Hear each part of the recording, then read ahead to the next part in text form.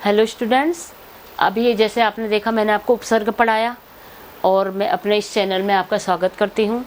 इससे पहले मैंने आप उपसर्ग के बारे में बताया और उत्तराखंड पुलिस कांस्टेबल के लिए जो भी क्वेश्चन चाहिए थे वो मैंने आपके सामने रख दिए। अब आपकी ड्यूटी है आप उनको लर्न करो या ऐसे ही जाने दो, या चैनल को आप सब्सक्राइब करो, लाइक करो, शेयर करो, वो आपकी मर्जी है बेटे। आपको जो भी करना होगा वो आप अपनी इच्छा से करना, जोर नहीं है, कोई भी प्रेशराइज नहीं है। आपको अच्छा लग रहा आप करना, नहीं लग रहा तो बहुत हैं ऐसे पढ़ाने वाले, आपको तो बहुत मिल जाएंगे।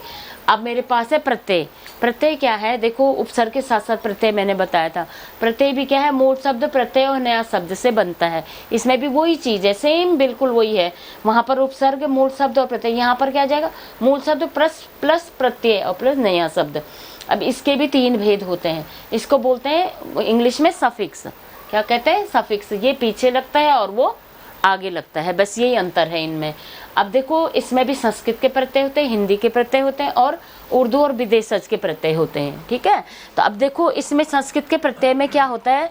अ आ। अब यहाँ संस्कृत में देखो, वहाँ वो हिंदी वर्णमाला में था और यहाँ ये चीज कहाँ चली गई? संस्कृत में चली गई। देखो अ आ इ ए आई उ ओ औ री और आई। अब ये देखो हिंदी वर्णमाला के स्वर हैं, आप बोलोगे, और यही हमारे कहाँ चल रहे हैं? संस्कृत के प्रत्यय में भी इस्तेमाल हो रहे हैं। हमारे थोड़ा सा दिमाग से काम करना चाहिए। अब जैसे ए है, ए मतलब आग्नेय, राधे। ई है भारतीय, मालवीय, राष्ट्रीय। देखो भारत पर ई प्रत्यय जुड़ के भारतीय हो गए, माल पर ई, माला पर ई जुड़ गया तो मालवीय हो गया, राष्ट्र पर ई जुड़ गया तो राष्ट्रीय हो गया। अब हिंदी के प्रत्यय क्या है? कृत प्रत्यय कहते हैं इनको। जो हिंदी के प्रत्यय होते हैं उनको कहते हैं कृत प्रत्यय। जैसे संज्ञा को रचने के लिए बनाया जाए। जैसे वाला, तो वाला क्या है? इसमें न मतलब चंदन, बंधन, आ, मेला, ठेला। तो ये क्या हो गए? हमारा जो वाला प्रत्यय है ये क्या हो गया? इसमें हमारा ए प्रत्यय जुड़ गया है इसमें। ठीक है, तो अब दूसरा है तदधित प्रत्यय। अब तदधित प्रत्यय क्या होता है? जो हिंदी प्रत्यय में दूसरा हमारा कृत प्रत्यय थे जो संज्ञा से रचे जाते थे। अब दूसरा क्या हो गया? तदधित प्रत्यय आ गया इसमें, जिसमें है आलू। जैसे उसमें क्या लगता है? आलू लग जाता है। जैसे तुमने देखा होगा दयालु हो गया, कृपालु और चालू। अब ऊ प्रत्यय है, तदधित प्रत्यय में दूसरा प्रत्यय है ऊ। इसमें ये जो तदधित प्रत्यय विशेषण रचने वाले होते हैं। हिंदी इसमें जो पहले के प्रत्यय थे वो तो संज्ञा को रचने वाले होते हैं, और जो तदधित प्रत्यय है ये विशेषण को रचने वाले होते हैं। तो विशेषण मैंने आपको पढ़ाया था, मतलब विशेषता बताने वाले। यहाँ पे बता रहा कोई दयालु है, वहाँ पे बता रहा वो चालू है, तो ऐसे करके क्या है वो आपको बता रहा। अब ऊ प्रत्यय है चाकू, डाकू, फेंक। तो ये क्या है? एक मनुष्य की, जैसे चाकू है, चाकू की विशेषता क्या होती है? काटना। डाकू की क्या होती है? चोरी करना। और फेंकू मतलब बातों को फेंकने वाला जो होता है। तो ऐसे ही हमारे पास प्रत्यय के अंदर भी और भी शब्दों का अर्थ होता है, क्योंकि ये तो गागर में सागर होता है। ठीक है, अब है उर्दू विदेशी प्रत्यय। अब देखो उर्दू में कितने आगे? गर, ईस, दान, गाह। अब इसमें देखो इसमें कितना है? घर। अब घर से बना आपने बाजी और घर जोड़ दिया तो बाजीगर। आपने सौदा और घर जोड़ दिया तो सौदागर। कारी और घर जोड़ दिया तो कारीगर।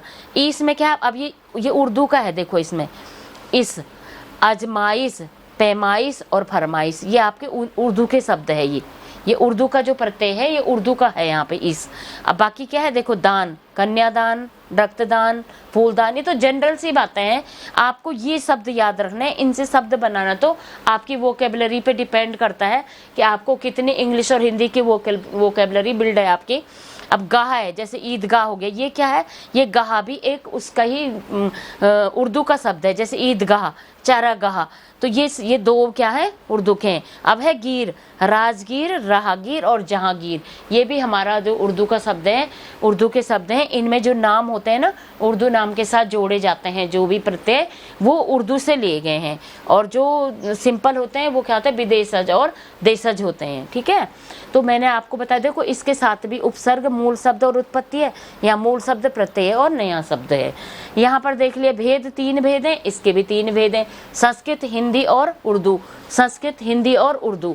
अब इसके साथ आपने देखे ये, और इसके साथ आपने जो शब्द के आखिरी में जुड़ता है वो प्रत्यय बना देता है, जो शब्द के पहले जुड़ता है वो उपसर्ग बन जाता है। तो तुम्हें समझ तो आ ही गया होगा बच्चों।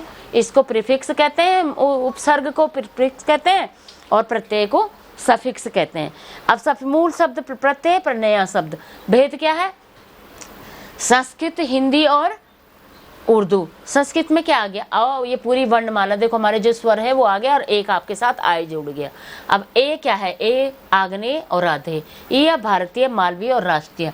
हिंदी प्रत्यय कृत प्रत्यय कहते हैं। पहला कृत प्रत्यय हो गया, दूसरा तद्धित प्रत्यय हो गया। इसमें हिंदी प्रत्यय में दो प्रत्यय आते हैं। इसमें संज्ञा से रचने वाले होते हैं, इसमें विशेषण से रचने वाले होते हैं। तो जैसे वाला है, तो इसमें क्या है? रचने वाले, संज्ञा से रचने वाले। जैसे न है, न जुड़ गया, यहाँ पे आ जुड़ गया, तो न से बना चंदन और बंदन, आ से बना ठेला और मेला। अब तद्धित प्रत्यय में क्या है? विशेषण से रचने वाले हैं। जैसे आलू, दयालु, कृपालु, चालू, ऊ, चाकू, डाकू और फेंकू। तीसरा उर्दू और विदेश, सच बताया मैंने आपको। गर, ईस, दान, गा और गिर। बाजीगर, सौदागर, कारीगर। ईस, अजमाइश, पैमाइश, फरमाइश। दान, कन्यादान, रक्तदान, फूलदान। ईदगाह, चारागाह। गिर, राजगीर, राहगीर, जंग। ये तो था बच्चों देखो प्रत्यय के बारे में। ठीक है, तो आपको अच्छे से समझ आ गया होगा। अब मैं आपको देखो एक बार फिर से याद दिलाती हूँ कि प्लीज़ आप मेरे चैनल को सब्सक्राइब करें, लाइक करें, शेयर करें, ताकि शर्मा कोचिंग सेंटर आपको और अच्छे, जो टीम है वो और अच्छे क्वेश्चन आपको दे। क्योंकि मैं तो एक टीचर हूँ। शर्मा कोचिंग सेंटर, अगर आप मुझे मोटिवेट करेंगे, उस सेंटर को आप उनके चैनल को सब्सक्राइब करेंगे, तो मैं आपको पढ़ाऊँगी, नहीं तो कोई और टीचर आपको पढ़ा लेगी। तो मेरे लिए आप क्या करो, सब्सक्राइब, शेयर, लाइक ज़रूर करें प्लीज़। धन्यवाद।